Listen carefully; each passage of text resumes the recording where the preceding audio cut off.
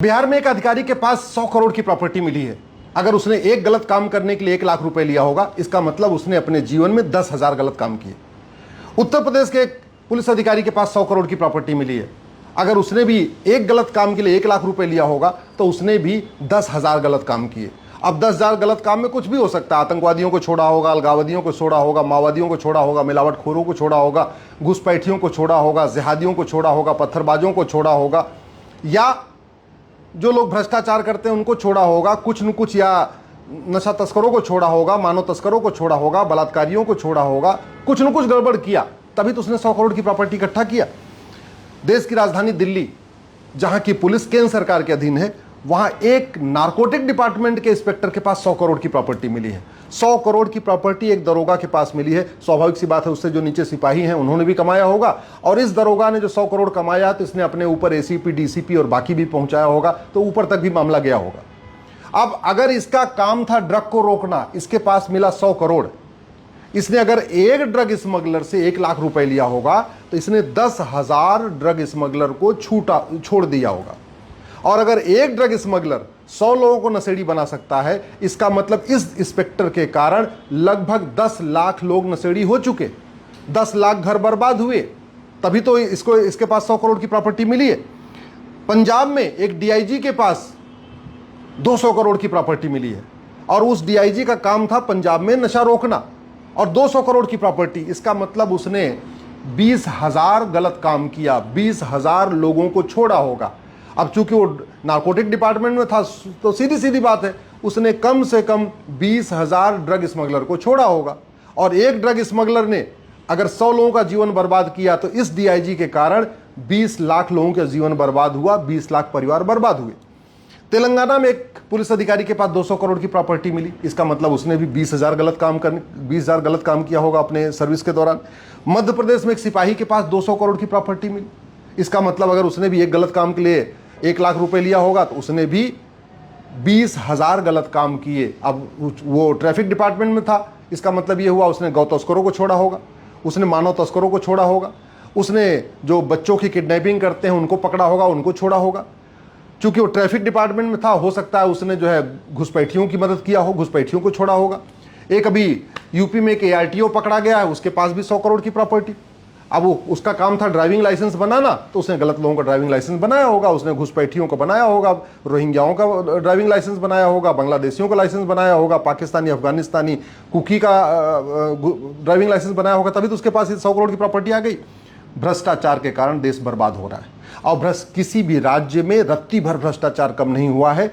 किसी भी थाना में, किसी भी तहसील में, किसी भी जिला में, किसी भी राज्य में रत्ती भर भ्रष्टाचार कम नहीं हुआ है। वहां किसी की सरकार हो, XYZ, मैं पार्टी का नाम नहीं लेना चाहता हूं, पार्टियां बदल रही हैं, सांसद, विधायक, मंत्री बदल रहे हैं, मुख्यमंत्री बदल रहे हैं, राज्यपाल बदल रहे हैं, सब बदल रहे हैं, लेकिन भ्रष्टाचार रत्ती भर कम नहीं हो रहा। जानते हैं क्यों? क्योंकि हमने पुलिस रिफॉर्म किया नहीं, हमने पुलिस चार्टर लागू नहीं किया, हमने मैकाले वाला 1861 में जो पुलिस एक्ट बना था, इसको आज तक इसको बदला ही नहीं, हमने one nation one police code लागू नहीं किया, हमने जो है चीन, जापान, सिंगापुर की जो बेस्ट प्रैक्टिस है पुलिस को, उसको अडॉप्ट नहीं किया, हमने झूठी शिकायत को गंभीर अपराध घोषित नहीं किया, हमने झूठी जांच करने को गंभीर अपराध घोषित नहीं किया, हमने झूठी गवाही देने को गंभीर अपराध घोषित नहीं किया। तो पुलिस वाले झूठी जांच किए जा रहे हैं, झूठी जांच किए जा रहे हैं, झूठी गवाही करवाते जा रहे हैं, और झूठी गवाही करवा के झूठी चार्जशीट फाइल करते जा रहे हैं, और बाद में उस झूठी चार्जशीट के कारण, झूठी गवाही के कारण ये जो अपराधी हैं ये सबूत के अभाव में बरी भी हो जाते हैं। अल्टीमेटली जनता सफर कर रही है। चोरी, लूट, झपटमारी रत्ती भर कम नहीं हो रही है, घूसखोरी, कमीशनखोरी, दलाली रत्ती भर कम नहीं हो रही है, मिलावटखोरी, कालाबाजारी रत्ती भर कम नहीं हो रही है, आतंकवाद, अलगाववाद कम नहीं हो रहा है, जिहाद, मजहबी उन्माद कम नहीं हो रहा है, लब जिहाद, धर्मांतरण कम नहीं हो रहा है, घुसपैठिए भाग नहीं रहे। जानते हैं क्यों? भ्रष्टाचार के कारण। हमारी संप्रभुता के लिए सबसे बड़ा खतरा भ्रष्टाचार है, हमारी इंटरनल सिक्योरिटी के लिए सबसे बड़ा खतरा भ्रष्टाचार है, राष्ट्र की सुरक्षा के लिए बहुत बड़ा खतरा भ्रष्टाचार है, हमारे आने वाली पीढ़ियों के लिए बहुत बड़ा खतरा भ्रष्टाचार है। और ये जो पैसा ले रहे हैं ना, 100 करोड़, 200 करोड़, 500 करोड़, ये अवैध निर्माण भी करवाते हैं, अवैध कब्जा भी करवाते हैं। ये आप जो देखते हैं ना कि सड़क के किनारे अवैध निर्माण हो गया, हाईवे किनारे अवैध निर्माण हो गया, रेलवे स्टेशन पर अवैध निर्माण हो गया, आर्मी की जमीन पे, नेवी की जमीन पे, एयरफोर्स की जमीन पर अवैध निर्माण हो रहा है, उत्तराखंड में अवैध निर्माण हो रहा है, हिमाचल में अवैध निर्माण हो रहा है। ये सबका मूल कारण भ्रष्टाचार है। घुसपैठी अंदर आ रहे हैं, मूल कारण है भ्रष्टाचार। आधार बनवा रहे हैं, राशन कार्ड बनवा रहे हैं, बर्थ सर्टिफिकेट बनवा रहे हैं, ड्राइविंग लाइसेंस बनवा रहे हैं, वोटर आईडी बनवा रहे हैं। मूल कारण है भ्रष्टाचार। तो भ्रष्टाचार हमारे लिए सबसे बड़ा खतरा है। दुर्भाग्यवश न हमने पुलिस रिफॉर्म किया, न हमने घटिया कानूनों को बदला। हमने प्रिवेंशन ऑफ करप्शन 1988 वाला ये सड़ा हुआ कानून आज तक है, इसको हमने चीन जैसा बनाया नहीं जहाँ वहाँ पे फांसी होती है। हमने बेनामी लेन देन रोकने के लिए कोई कानून नहीं बनाया।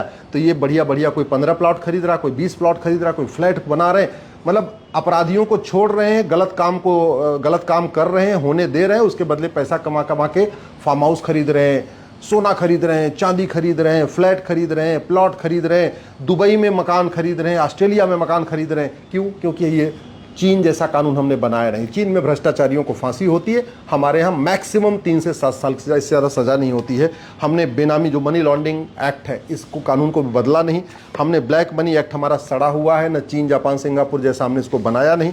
ये जो पैसा ये लोग कमाते हैं, इसको बैंकों के जरिए विदेशों में भेज देते हैं। क्यों? क्योंकि 1949 वाला बैंकिंग एक्ट चल रहा है। हमने भ्रष्टाचार को अनलॉफुल एक्टिविटी डिक्लेयर नहीं किया। हमारे पास अनलॉफुल एक्टिविटी एक्ट है, लेकिन हमने भ्रष्टाचार को अनलॉफुल एक्टिविटी डिक्लेयर नहीं किया। हमारे पास नेशनल सिक्योरिटी एक्ट है, लेकिन हमने करप्शन को नेशनल सिक्योरिटी के लिए थ्रेट डिक्लेयर नहीं किया। हमारे पास ऑर्गेनाइज क्राइम से निपटने के लिए सभी राज्यों के पास कानून है। गुजरात के पास गुजको का है, महाराष्ट्र के पास मको का है, यूपी के पास गैंगस्टर एक्ट है, लेकिन हमने करप्शन को ऑर्गेनाइज क्राइम डिक्लेयर नहीं किया। हमने 150 साल के बाद आईपीसी को बदला, बीएनएस बनाया। बीएनएस में हमने सेक्शन 111 ऑर्गेनाइज क्राइम के लिए रखा भी है। उस ऑर्गेनाइज क्राइम में चोरी लूट झपट मारी तो ऑर्गेनाइज क्राइम है सेक्शन 111 में, लेकिन करप्शन को, कालाधन को, हवाला को, भ्रष्टाचार को, घूसखोरी, कमीशनखोरी, दलाली को हमने सेक्शन 111 में रखा नहीं, तो वो भी कोई धारा नहीं लग रही है। हमने सेक्शन 113 एक्ट ऑफ टेररिज्म बनाया। आतंकवाद के कारण साल भर में 1,01,000 लोग मरते हैं, भ्रष्टाचार के कारण साल में 2 लाख लोग मर जाते हैं। इसके बावजूद हमने करप्शन को एक्ट ऑफ टेररिज्म डिक्लेयर नहीं किया, करप्शन को हमने अपनी संप्रभुता के लिए खतरा घोषित नहीं किया। तो जो बीएनएस में 3-4 धाराएं हैं, सेक्शन 111, सेक्शन 113, सेक्शन 147, सेक्शन 152, वो भी नहीं लगाया जा रहा।